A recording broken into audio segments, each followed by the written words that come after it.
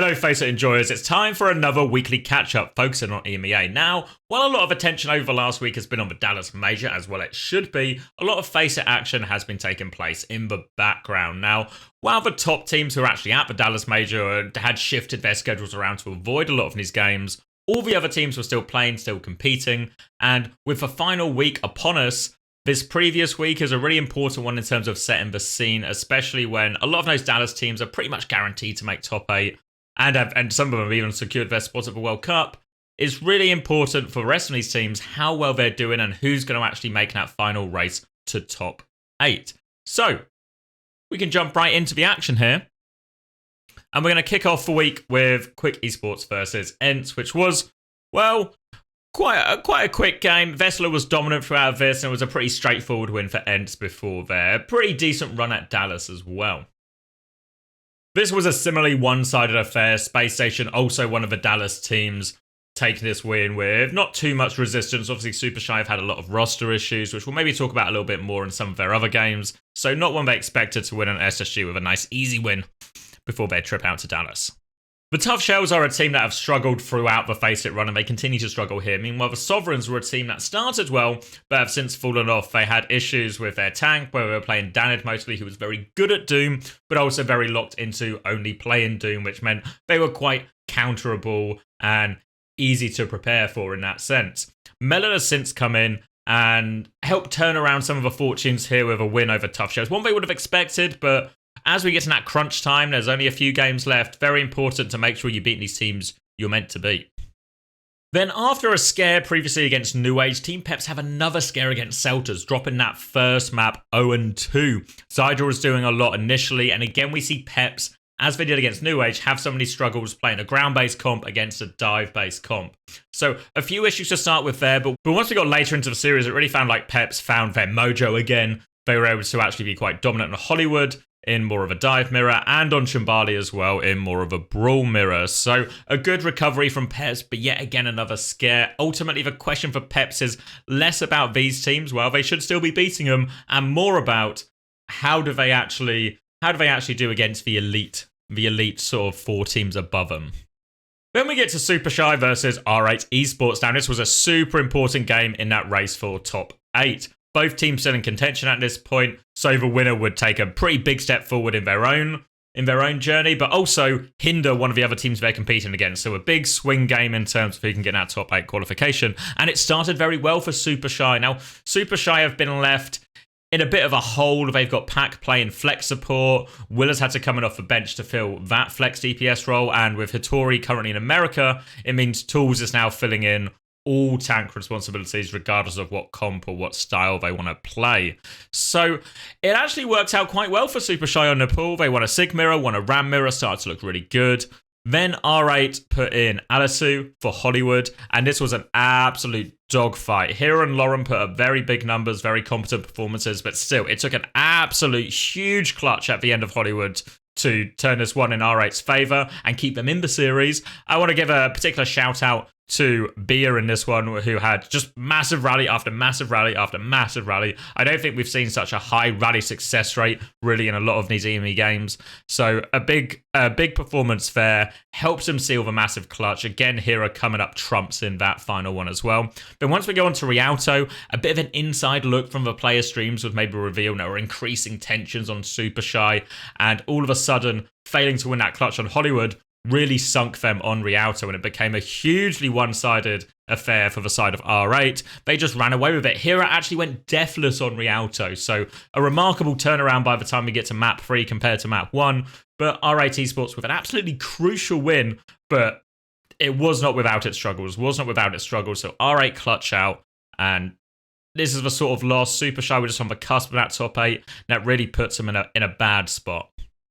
Then we get Meavedron, who, like the ToughShells, have been a team very much finding themselves at the bottom of the pile against Quick Esports, who are one of these teams in top 8 contention. Now, Quick Esports actually made very quick work of Meavedron. No drama here, no problems here, and they get an important win in their quest to get top 8.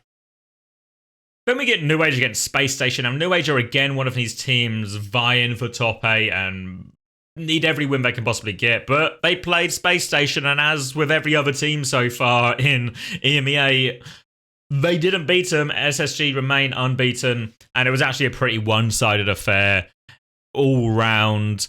No one getting close to SSG. Kings of the West after the Dallas Major, and Kings of FACEIT right now in EMEA as well. Then we get Metaboiz versus Ataraxia. Now, Ataraxia are obviously the double flex team, and I think when we watched Metaboiz in the past, they were a team that played very aggressively. Flipper and Fake Jake as a Lucio Tracer duo were playing really aggressive on the flank, very actively trading, and in theory, on paper, this seems like a pretty reasonable strategy to play against a team that plays a lot of double flex here. So Ataraxia could have been in trouble, but this match was anything but trouble from Ataraxia. So while a lot of the major teams have been focusing on Dallas, Ataraxia are purely focused on FACEIT, and they get a very clean win here. Then we get one of the more surprising results, not because Space Station won, because they always win, but the fact that they went to 3 maps against Meavedron, a team that has historically not really taken a lot of maps. But the key factor here was Chris was in for map 1 and 2. Psycho was a little bit late as he was actually doing an interview for my channel, so Chris stepped in, and Oasis, Chris didn't do all that much. I think he went 4 and 4. 4 and 4, not too bad. But once it got to Hollywood, it got a little bit messy, got a little bit clutchy, and big man Psycho had to come in for Route 66 to finish the job. So SSG remain unbeaten with a little bit of a Chris-based scare in the middle of that one. Then we get Celtas playing the ToughShells. So again, like we said before, the ToughShells are a team that have struggled, and Celtas are a team vying for that top 8. So a very important win for Celtas. A little bit of a dogfight on Icon World, but SkyTour put up pretty impressive numbers throughout the series, and a very important win. Every win counts for so much more now with everything so close in that race for top 8. With Ataraxia versus Peps, we expect both of these teams to qualify for top 8 and to do reasonably well for top 8, maybe even finish top 5 and get themselves those Esports World Cup spots. But for Peps, I think there was a little bit of added value to this win in terms of they want to prove, we've talked about them before, as the tier break team. All the teams below them can't really get close, but they're also struggling to punch up as well. So this was a really important game for Peps in terms of proving, can they hang with Ataraxia? But unfortunately for Peps, they ran into some issues where Crook had internet issues, so Yoham had to step in for both maps, someone they don't normally scrim with. So using their backup flex support didn't work out for them here. I think there was maybe some questions to do with the draft again, where Peps actually banned Paricio, which is obviously the map that Ataraxia always ban as well, and a good map to play dive into double flex. So even though it's Peps' normal ban, I think Peps maybe could have been a little bit smarter here and taken the draft a different direction, because once again, Ataraxia managed to get Hollywood, which is a map they continue to do well on. So I think maybe a bit of an error there. Ultimately, though, I think a lot of Peps' mistakes feel very much a Pep-based problem rather than any true outclassing or player differential on the side of Ataraxia. Ataraxia are a team in very good form, but a lot of Pep's problems felt miscommunications with themselves, misplays. I think there was maybe a bit of a fundamental problem with Pep's approach, where the main win condition when they are playing dive into these double flex compositions from Ataraxia is when they have the beat, when they have the Kitsune Rush, Peps can just bulldoze this backline. They shouldn't be able to survive. But every time they had the Kitsune Rush and the beat, Peps were using it into sort of 4 ults from Ataraxia, who are able to throw a pretty robust response, Flux, Torbolt, Bob, everything into it just to try and stop Peps going forward with their support ults, instead have to use their support ults to survive. So I don't know if there's something maybe smarter Peps could have done in terms of not invest in both of those ults at the same time, trying to force something out beforehand and set up more clear win conditions, especially on the attack. This feels like maybe a more reasonable approach, but overall, I think the main story is here. Ataraxia do just look really dominant, and Peps still have more work to do. Then the ToughShells, who have played a lot of games this week and not won a lot of them, also fell to R8 here. It was a bit of a back and forth clash, but ultimately an important win for R8. Again, like we said, even though it's for ToughShells, teams like R8 would expect to beat, everything is super important right now. Can't afford to slip up. Map difference might even come into it as well. So a 2-0 here, a very important win for R8. The ToughShells week remained tough as well, as they actually played Peps as well just after this. So Crook was back, no more internet issues for this one, and Peps made pretty swift work of the ToughShells in this one. And again, ultimately still find themselves in that struggling to punch up to Ataraxia, but definitely beating all the teams below them situation.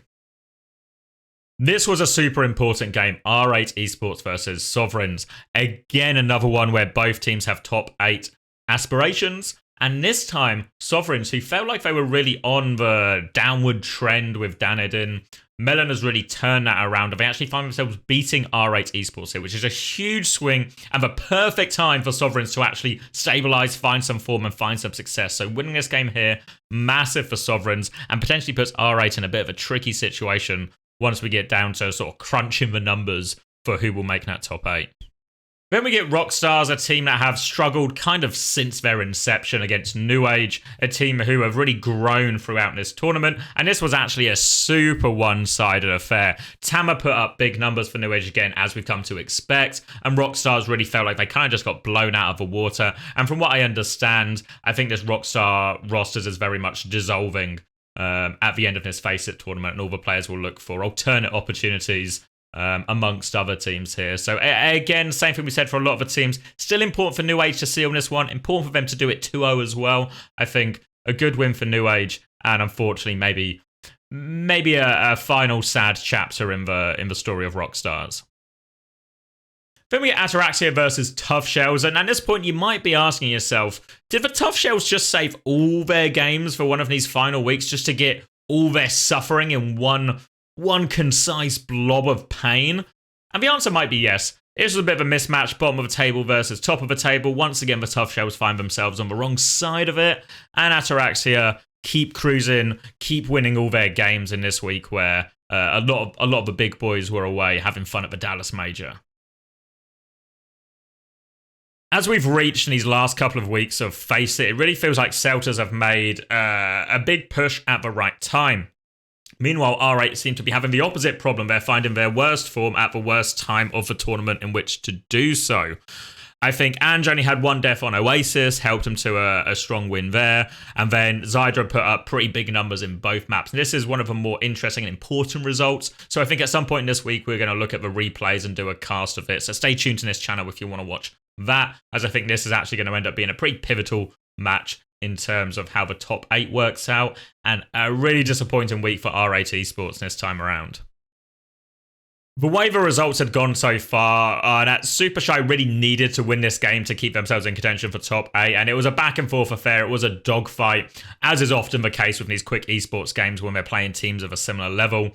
Obviously, Supershy is still dealing with all the roster issues we talked about previously, but Quick Esports importantly come out on top. Again, China really is sealing himself as the star player on this team. Huge numbers again from him, and a crucial factor in not just their success in this game, but ultimately Quick Esports' success throughout this FACEIT tournament has been down to China. So a really back and forth game, but I think, wow, this is good news for Quick Esports. I think this might actually be the final nail in the coffin in terms of Supershy's qualification opportunities. So sad for Supershy, obviously, given all the issues they had and the promise they showed, especially towards the end of OWCS Stage 2. But for Quick Esports, they're a team who are starting to maybe prove that the top 8 they got in OWCS Stage 2 wasn't a fluke. They're the real deal, and they can hopefully, if they get the right results in the final week, put themselves in a good position to actually get that top 8 again.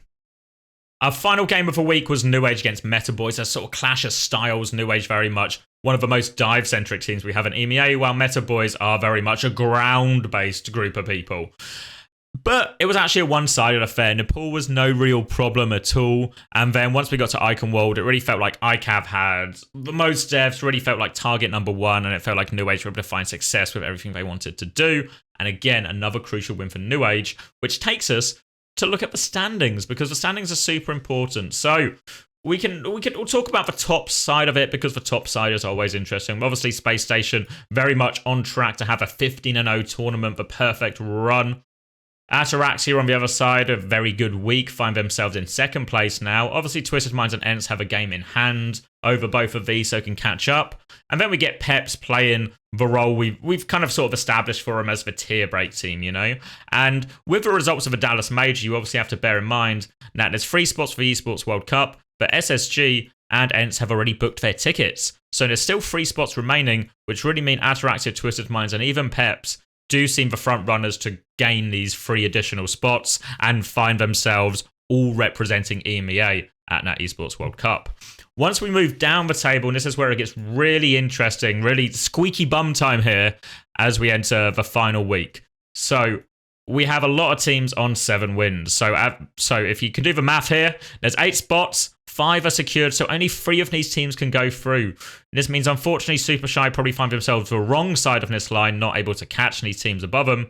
Meanwhile, Quick Esports have 2 games to play. Sovereigns actually have 3 games to play. Celtas with 1, R8 with 1, nu.age with 1. So Sovereigns really have, in theory, the best chance to go up these rankings, as do Quick Esports. Meanwhile, the rest of these teams only have 1 result, basically, to influence their decision. As such, I think that means we should have a look forward at this final week to see the sort of schedule, and most importantly, the strength of schedule for all these teams, because it's all very well and good having games in hand, but if your games in hand are against someone like SSG or something, you might not feel too great about those games in hand all of a sudden. So if we look at the remaining games in the schedule, we can really look at all the important teams. But before we do that quickly, it is worth mentioning the best game next week, even though it probably won't affect anything more than seeding, is the Peps versus Twisted Mind game in this round 15. I think it very much looks like the headline games in terms of the 2 best teams who run into each other. But the important ones, the ones that really matter in terms of qualification, are going to be in his top 8. So if we look at Sovereign's strength of schedule first, they had 3 games in hand, remember? That's a lot of games. The problem for Sovereigns is one of those games against Twisted Minds, which will probably be a loss. Another one, if I can find it, is against SSG, which will probably be a loss. And then they have this very much crucial, this Quick Esports versus Sovereigns fixture is so important for both teams. It's so incredibly important. So Sovereigns have a lot of game in hands, but probably only realistically 1 winnable game in hand, which puts them in a pretty precarious situation. And it means this Quick versus Sovereigns game is going to be a huge fixture. Meanwhile, for Celtas, they only have 1 game left. But again, if I can find it, let me use the power of eyesight. It's round 15 game. Celtas versus Quick. So again, super winnable, right? Both teams in contention. And then you've probably done through process of elimination. Quick Esports had 2 games in hands, and both of Quick Esports games are really winnable. I think all Quick Esports have to do is win 1 of these games to secure top 8, because they invariably mess up another team's chances of getting top 8. So I think 2 would see them in maybe 6th spot, if they can win both of them. But 1 win should be enough for Quick here. And the nice thing for Quick is they've actually got it way more in their control than a lot of other teams. They have 2 winnable games. They just have to find the performance in 1 to get their way through. Meanwhile, R8, a team who have struggled, find themselves, unfortunately, after their bad week, in a situation where Peps is their crucial game to win. Not an impossible team to punch up to, but we've not seen really any teams do it so far. So R8 really have to pull out their best look to solve this one. Otherwise, they will not find themselves in that top 8. Meanwhile, for nu.age, they also find themselves in a particularly difficult situation with 1 game left, and it's Ataraxia. So there might be a bit interesting compositional matchup here in terms of nu.age leaning towards more of a dive, Ataraxia playing double flex. Maybe that is actually a nice matchup for nu.age to go into. Maybe nu.age can find some good maps to take them to, especially because nu.age actually have map pick advantage here. They'll be picking maps 1 and 3. So a super important game for nu.age, but a very difficult one. Ataraxia in top form, winning all their games this week. The only other team was Supershy, but I think they're outside of contentions. They do have ROCstars, so it does seem super winnable for Supershy. But if we go back to the standings, we can see, well, actually, with only 1 game in hand, they can't catch them. So Supershy are officially out of contention here. But I think the way this is shaping up is a super important week for all of these teams. While we're not going to have the same sort of headline clashes as we maybe have had in previous weeks, where we see the ENCE and the SSGs and the Twisted Minds and the Ataraxias all play each other, this is a super important week to get that top 8, because after this week, the playoffs will be starting. And if you want to be in playoffs, you have to be in top 8. So we'll be bringing a lot of that coverage live on Twitch. And also all the VODs will be on this channel as well. So if you want to watch those games, I think they're going to be super, super important in terms of the results. I think it will be super interesting as well, just because of the stakes and the pressure involved for all the teams. And also with the Dallas Major happening, we've probably seen a bit of a meta shift with all the Malga comps that had a lot of success. Well, the most success in that tournament from the Korean team. So we might also see a pretty big shift in the meta as well for these final games, adding additional stress and pressure to all the teams involved. So thank you very much for watching, everyone. Hopefully that caught you up on all the EMEA action from FACEIT from last week. and stay tuned for more coverage of the final week of the round robin right here.